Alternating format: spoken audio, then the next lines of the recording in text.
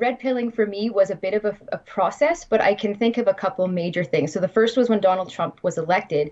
Some of my friends or Facebook type friends, very much more, I guess, left leaning, I see now, called me on my privilege when I tried to ask for some calm and, taking a deep breath when he was elected, because of course everybody on the left thinks he's the worst person in the whole universe. So stereotypical, right? Yes, it's so true. It's so true. It's like a Trump derangement syndrome. It does exist. I finally realized that now. So I just called for calm, and I was called on my privilege, of course, because I couldn't possibly understand being, a white cisgender whatever woman. So it started to get me thinking, and then just little events were happening after that. And in my personal life, I have a chronic illness. I've had many surgeries. I got really sick, and it reached a pinnacle for me this past winter. I was very sick. I was very thin.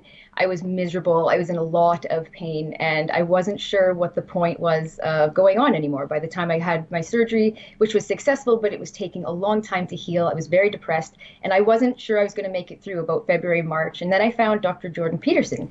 Dr. Jordan Peterson basically said, you have to pick up your suffering and bear it and be this version of yourself that you believe you're meant to be, and you have to follow meaning. And it struck a chord because seeking happiness versus meaning is very much what the left, it seems, is all about. It's about instant feeling good as opposed to maybe overall good policies or good thoughts for your life going forward. And it really started to shift me in a personal way.